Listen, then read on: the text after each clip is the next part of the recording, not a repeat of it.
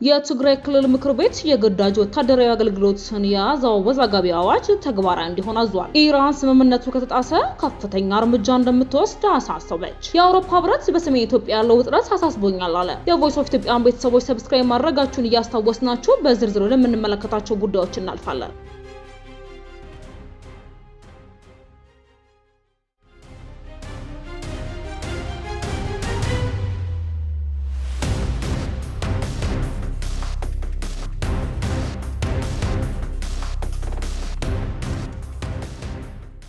ህዝባዊ ወያኔ ሓርነት ትግራይ ህወሓት ወደ ስራ የመለሰው የትግራይ ክልል ምክር ቤት የግዳጅ ወታደራዊ አገልግሎትንና በሞት የሚያስቀጡ ድንጋጌዎችን የያዘው አዋጅ ተግባራዊ እንዲሆን ትዕዛዝ አስተላለፈ።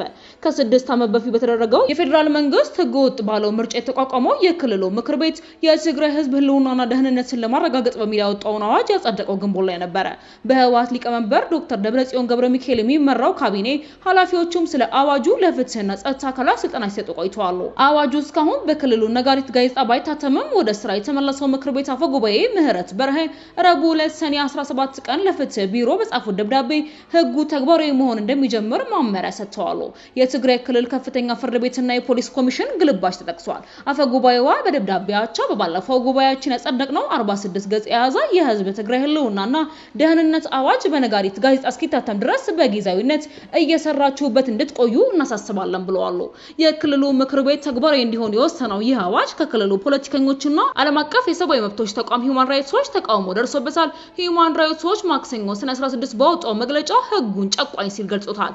አዋጁ የትግራይ ክልል ባለስልጣናት ሰዎችን ለወታደራዊ አገልግሎት የሚያስገድዱበትና ተቃዋሚዎችን ለመቅጣት የሚያስችል ሰፊ ስልጣን የሚሰጥ እንደሆነም ገልጿል።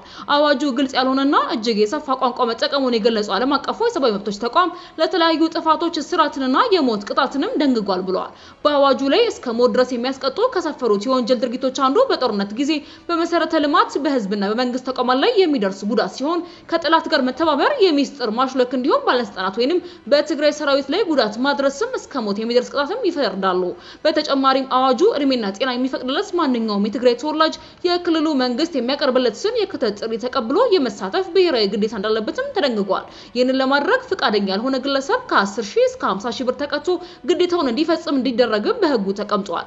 በህወሓት ሊቀመንበር ዶክተር ደብረጽዮን አማካኝነት የክልሉ ምክትል ፕሬዝዳንት ሆነው የተሾሙት አማኑኤል አሰፋ ግን ከሰሞኑ ስለ አዋጁ በተሰጠው ስልጠና ላይ ባደረጉት ንግግር ህጉ ገና በሂደት ላይ ነው፣ የማጠልሸት ዘመቻ ተከፍቶበታል ሲሉ ወቅሰዋል። የአዋጁ ድንጋጌዎች መታየት ያለባቸው በመደበኛ ሁኔታ ውስጥ እንዳልሆነ የተናገሩት አማኑኤል መታየትና መተርጎም ያለበት በተጨባጭ የህልውና አደጋ ውስጥ ያለን ህዝብ ለማዳን ከሚደረገው ትግል አንጻር ነው ማለታቸው የክልሉ ፕሬዝዳንት ጽሕፈት ቤትም አስታውቋል። ለ2 ዓመት በትግራይ ለተካሄደው ጦርነት ምክንያት ከነበሩ ጉዳዮች አንዱ የነበረው ጦርነቱን በአስቆመው ፕሪቶሪያ ተቀባይነቱን ባጣው ምርጫ ተመስርቶ የነበረው የክልሉ ምክር ቤት ጊዜያዊ መንግስቱን ተክቶ ስልጣን ከያዘ በኋላ በክልሉ ውጥረት ተፈጥሯል። በህወሓት የሚመራው አስተዳደር በፌዴራል መንግስቱ የተሾሙትን የጊዜያዊ አስተዳደር ፕሬዝዳንት ከስልጣን ካነሳ በኋላ በክልሉ ውስጥ ሌላ ዙር ሊከሰት ይችላል የሚልም ስጋት ነክሷል። የፌዴራል መንግስቱና ህወሓት ጦርነት ለመጀመር በመዘጋጀት እየተካሰሱ ሲሆን ባለፉት ወራት በትግራይ ውስጥ የግዳጅ ወታደራዊ ምልመላም እየተካሄደ ይገኛል። የአውሮፓ ህብረት በሰሜን ኢትዮጵያ ያለው ውጥረት አሳስቦኛል ሲል ገለጸ።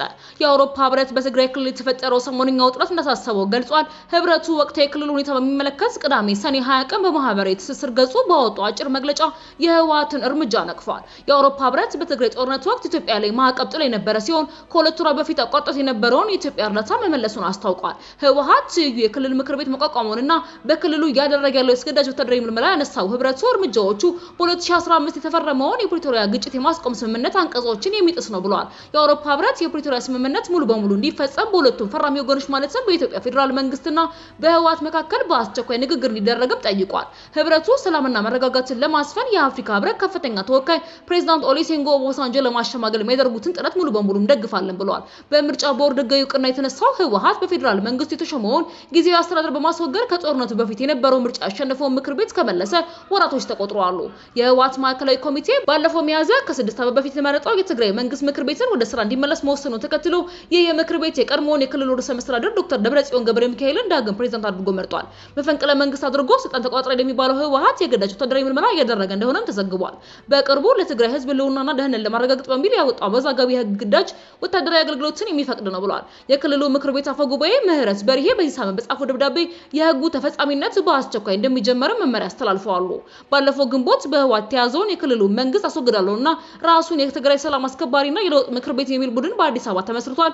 አሜሪካ በዚህ ወር በኢትዮጵያ ያለውን ሰላም በማናጋት ውስጥ ተሳታፊ ናቸው ባለቻቸው አክራሪ የህወሓት አባላትና ቤተሰቦቻቸው ላይ የቪዛ ክልከላ መጣሏን አስታውቃለች። ህወሓት የአሜሪካን የቪዛ ክልከላ ሚዛናዊ ያልሆነ ሲልም አውግዟል። የአሜሪካ እርምጃ የትግራይን እውነታ የማያንጸባርቅና የፌዴራል መንግስቱን ተጠያቂ ያደረገ መሆኑን በመጥቀስ ኮንኗል። በኢትዮጵያ የአሜሪካ ኤምባሲ አርብ ሰኔ 19 ቀን ባወጣው አጭር መግለጫ በትግራይ ሰላም ሂደትን እያደናቀፉ ናቸው ያላቸውና በስም ያልጠቀሳቸው አካላት ለውይይት ጥረቶች በትብብር እንዲያደርጉም አሳስበዋል። በየፖለቲካና የሲቪል ማህበረሰብ መሪዎች በፖለቲካ ውይይት ውስጥ መሳተፍና የፕሪቶሪያውን ግጭትን በዘላቂነት የማቆም ስምምነት ሙሉ በሙሉ መተግበር እንዳለባቸው አሳስበዋል። የቮይስ ኦፍ ኢትዮጵያን ቤተሰቦች ዳግም ሰብስክራይብ ማድረጋችሁን እያስታወስናችሁ ወደ ዘገባችን እናልፋለን።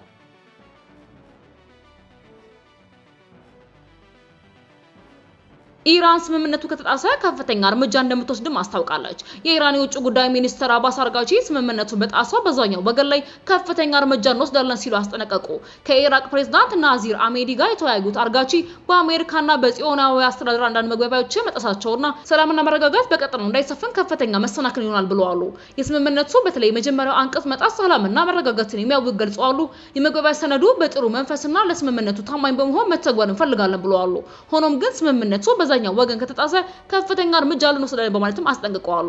የውጭ ጉዳይ ሚኒስተሩ በኢራን የሆርሙዝ ወሽመጥ አስተዳደር ውስጥ ማንኛውም ጣልቃ ገብነትና ውጥረት እንደሚያባብስ መናገራቸውም ይታወሳል። በሆርሙዝ ወሽመጥ በኩል እያለፈ የነበረ በፓናማ የተመዘገበ መርከብ ቅዳሜ ጥቃት ከደረሰበት በኋላ አሜሪካ በኢራን ላይ ጥቃት ፈጽማለች። የኢራን እስላማዊ አብዮታዊ ዘብ በአጸፋ ምላሽ በኩዌትና ባህሬን የሚገኙ የአሜሪካ መሰረተ ልማቶች ላይ የድሮንና ሚሳኤል ጥቃቶች መድረሱ ተገልጿል። ኩዌትና ባህሬን በኢራን ላይ የደረሰባቸውን ጥቃትም በከፍተኛ ሁኔታ እያወገዙ ይገኛሉ።